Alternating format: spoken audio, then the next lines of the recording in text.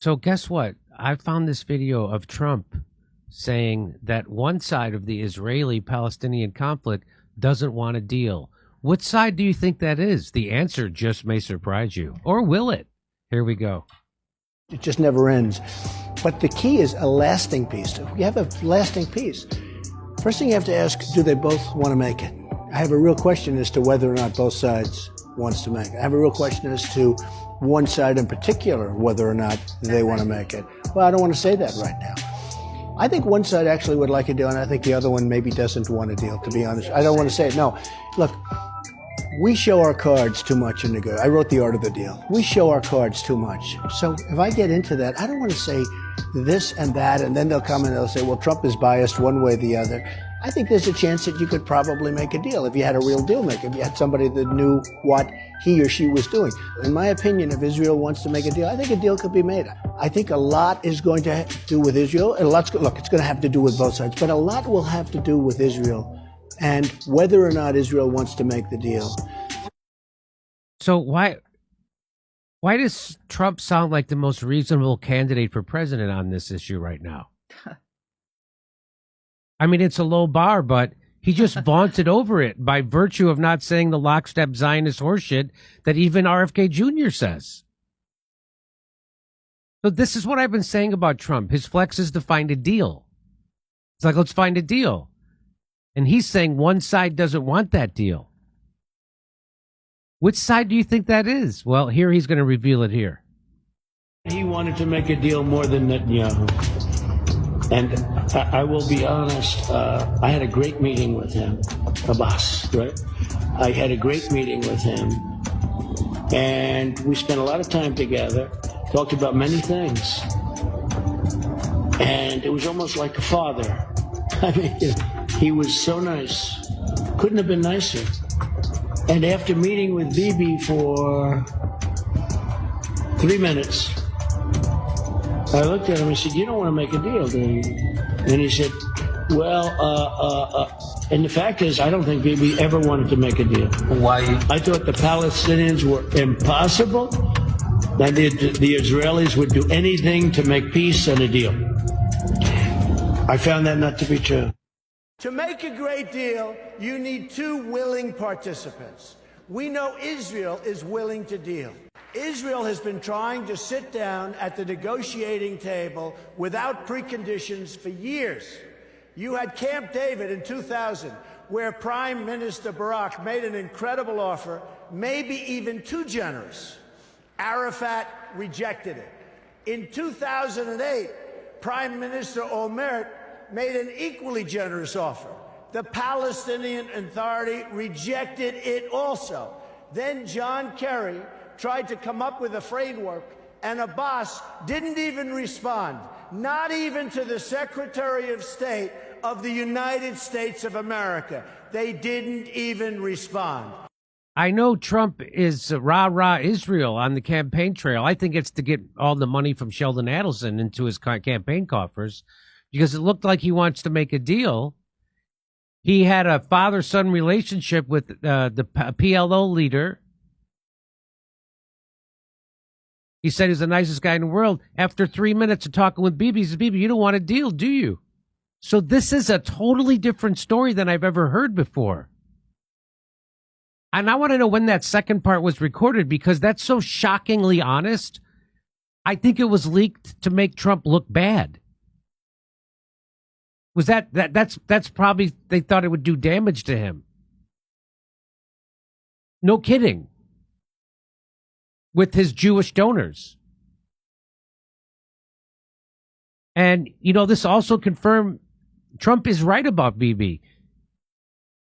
Because, here's who also confirmed that what Trump just said about Bibi is also correct. You know who confirmed it?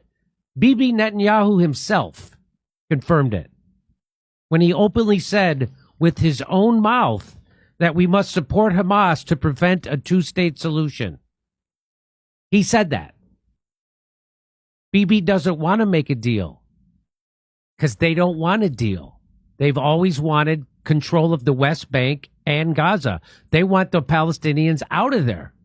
They want them in Jordan. They want them in Egypt. They want them anywhere but where they are.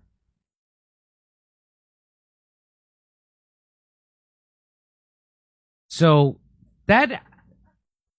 this is stunning. To me, it's stunning. Trump admitting that he talked to Benjamin Netanyahu, and after 3 minutes, he says, "You don't want a deal, do you?" And Netanyahu said, Play it again. Not the first. It just never ends.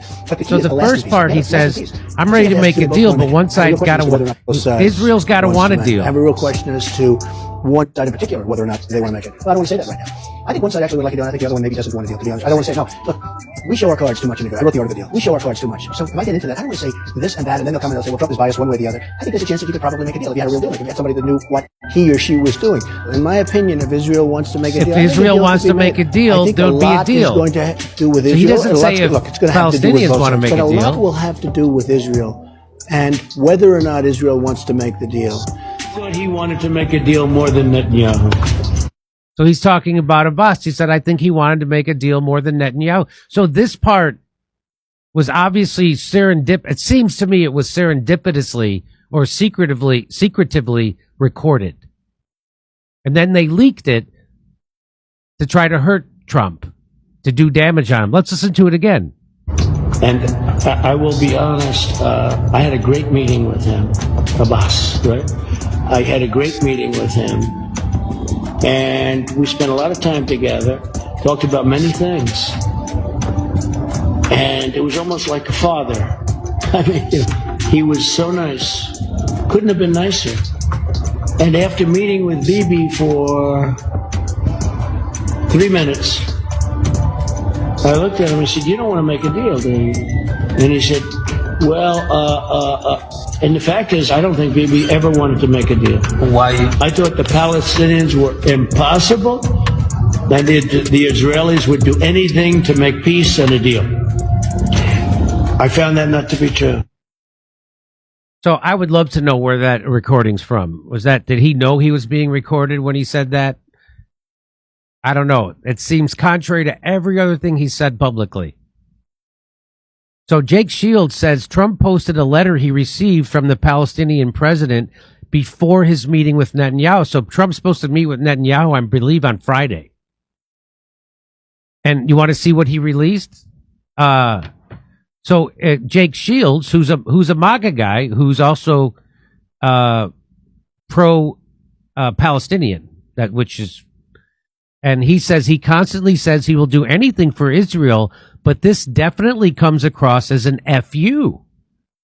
So you want to see what the FU? He says, looking forward to seeing Bibi Netanyahu on Friday, and even more forward to achieving peace in the Middle East. So Trump wants peace. You know Netanyahu doesn't.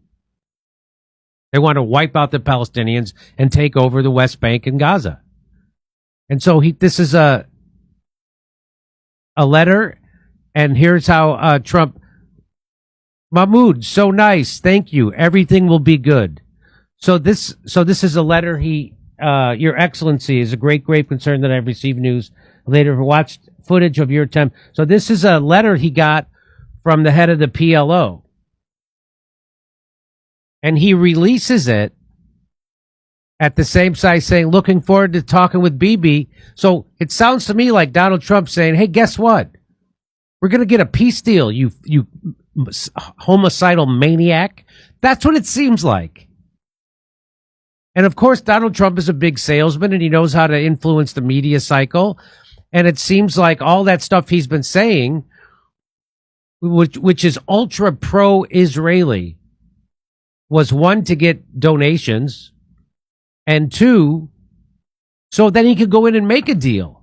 Because if you go in, if you're saying all these things that are pro-Palestinian, and then you make a deal that's somehow fair to the Palestinians, people will say, "Oh, you're a Palestinian lover."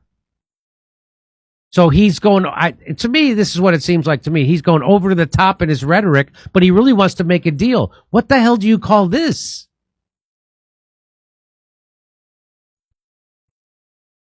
Sounds like Trump wants to make a deal. Sounds like Trump wants to end this war. Biden has no interest in ending it. He doesn't care. This is what it seems like. And it seems like he's putting pressure on Bibi. Bibi's very unpopular in Israel, by the way. Don't forget that.